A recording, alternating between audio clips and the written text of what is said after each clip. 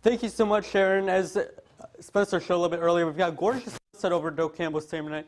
I don't know how to feel about this time change. It happens once a year, and I'm always a little conflicted about what to think. It's always like, that's a shock to the system, right? Sitting at 83 degrees right now in the capital city, 80 degrees out in Monticello, sitting at 76 in Thomasville. So we are kind of warmer for this time of night, and you notice with our temperature overall tonight that it's going to be a little bit warmer. So our dew points, we're seeing kind of on the humid side. So if you're going out and about tonight, you'll notice it's kind of more humid than it's been lately. And I definitely missed when it was less humid a few weeks ago when we had temperatures staying in the 30s. Right now, it's sitting at about a dew point of 60 degrees in Tallahassee. Our dew points are a little more humid near Apalachicola and the coast. So definitely just building up that sweat, that's not too fun. So wind direction, we are seeing some pretty gusty winds throughout most of the area. We're seeing about 7 miles an hour. So if you're going out and about, it seems a little breezy. That's actually kind of nice, keeping us a little bit cooler. 88 degrees was the high temperature today. So we did break that record of 86 degrees. It was a hot day throughout Tallahassee today. Our low temperature was only 69 degrees, so we stayed warm throughout the day today. Our average is 75, so we were about 13 degrees above average, which is quite unusual. You notice with our satellite radar that we are staying pretty dry. We did have some showers and storms earlier that are still kind of pushing their way through Gainesville and parts of Alachua County. Those are going to push off, as you notice with Futurecast. We are going to see a couple spotty showers pop up through Leon County during the day tomorrow. Those will be quick and pretty isolated, keeping our rain chances pretty low. 66 degrees is the overnight forecast for tonight in Tallahassee, and most of the area is sitting in the mid to upper 60s. So our day planner forecast is looking really great. 65 degrees out the door tomorrow. If you've got an early class or just out and about, 65. There is an eclipse as well.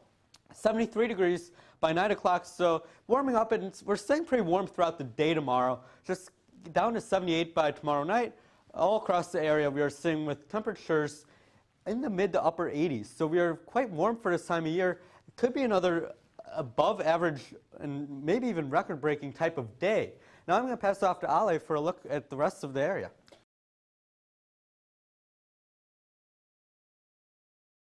Thank you so much, Sharon. Actually, I'm going to be taking a further look at Hurricane Nicole. I was going to say tropical storm just a couple minutes ago got upgraded to a Category 1 hurricane. So here's a look at the Atlantic as a whole. You know, there's lots of convection out over Atlantic, but we're really going to be keeping our eye on now Category 1 Hurricane Nicole, just off the coast of Bahamas near Miami. And so Category 1 hurricane is sitting at about 75 miles per hour.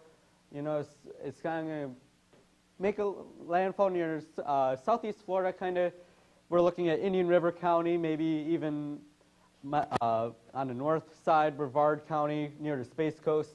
And then going to push its way through Central Florida throughout the overnight, about 1 a.m. And then tomorrow it's kind of going to make a curve. It's unknown if it's going to go back over the Gulf of Mexico, or at least the center of it will, but we do know that it's kind of going to make its way, or its run at us here. It's expected to be a tropical storm by that point.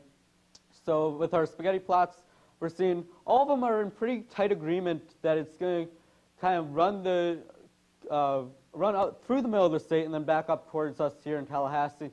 We've just got the one model that's kind of fighting back and kind of curving a little bit earlier than the rest of the models are. So with our visible satellite, you'll notice it's really trying to get itself together. You'll notice how much it's really trying to spin itself together. We've seen indications that it's trying to get an eye put together.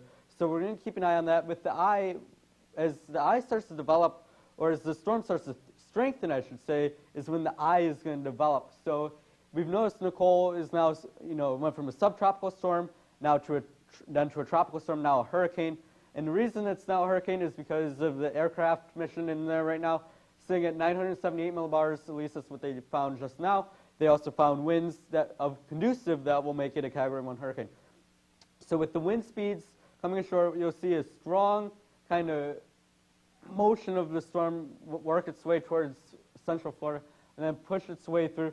The GFS has it going back over the Gulf of Mexico and then making another landfall with wind speeds near 40 to 60 miles per hour in spots, depending on which path it takes and how long it kind of spends over the Gulf of Mexico. You also notice with our rainfall forecast just how much rain is going to be impacting areas that have seen so much rain already from Hurricane Ian they're still dealing with flooding along the St. Johns River, Lake Okeechobee. So many areas are high of water. I was in Central Florida a couple weeks ago and just saw how much water is still in the area with Tropical Storm Ian that dumped Hurricane Ian that dumped feet of rains. Now we see Hurricane Nicole. The radar very active at this hour. You know, it's all along Central Florida, I-4 corridor down towards I-75. Showers and storms sprinkling up, and then this big burst of rain and wind throughout much of the east coast of Florida and the Bahamas. So our current watches and warnings, we've got tropical storm watches for most of Florida, just a couple, or tropical storm warnings, I should say, for most of Florida. And then hurricane warnings we're seeing, it looks like Brevard County on south. That's where we're going to see our hurricane warnings come in. You notice with the water vapor, just how much energy is there. So Nicole is expected to make landfall late tonight, and then we're looking at storm surge, beach erosion, winds, and flooding as we go through the overnight hours tonight. Aaron, how's the rest of the southeast looking?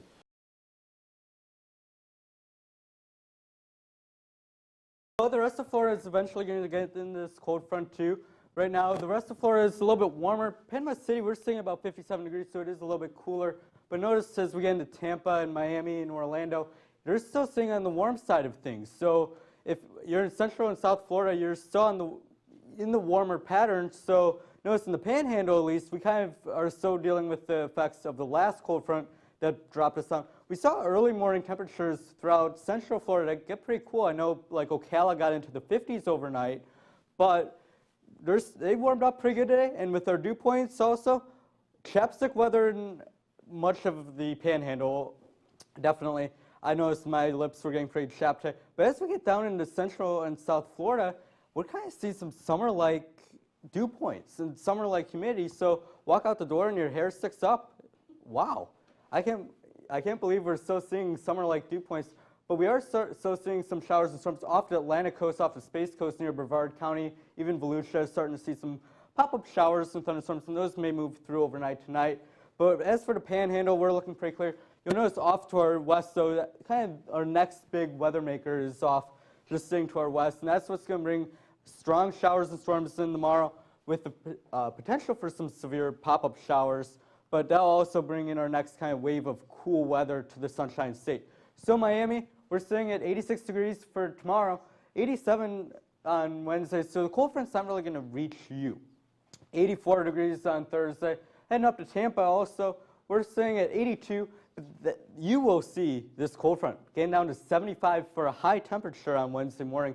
So definitely maybe a hoodie or something, because it'll be 67 by Thursday. But notice rain chance is still sitting about 0%. Orlando also, you're going to see this cold front sitting in the 80s tomorrow and Wednesday, and then whoop, right down to 67 degrees by Thursday. That is going to be pretty chilly. I know a lot of my friends in Central Florida don't like when it dips below 70. So definitely with high temperatures sitting at 67, it's going to get pretty cold in Jacksonville as well. Sitting at 59 by Thursday, 69 on Wednesday. So definitely getting pretty cool for much of the Sunshine State. 75 degrees on Tuesday in Pensacola, down to 57 degrees Wednesday once that cold front does pass through. So tomorrow we will see showers and storms move through, and then Thursday staying at about 54 degrees. So here's the rainfall forecast. We're really going to see most of the rain throughout the Panhandle, but all of the Sunshine State really has the opportunity to see showers and thunderstorms pass through with this cold front. Tallahassee, parts of Apalachicola, and on near the coast, even in the parts of Alabama, that's where we're going to see most of our rain. So overnight tonight, we are going to get cool in the Panhandle. The rest of the state, though, we're seeing the mid-60s, low 70s overall. And then tomorrow is kind of our rainy day through much of the Panhandle and most of Florida. Spencer, how's the rest of the U.S. looking?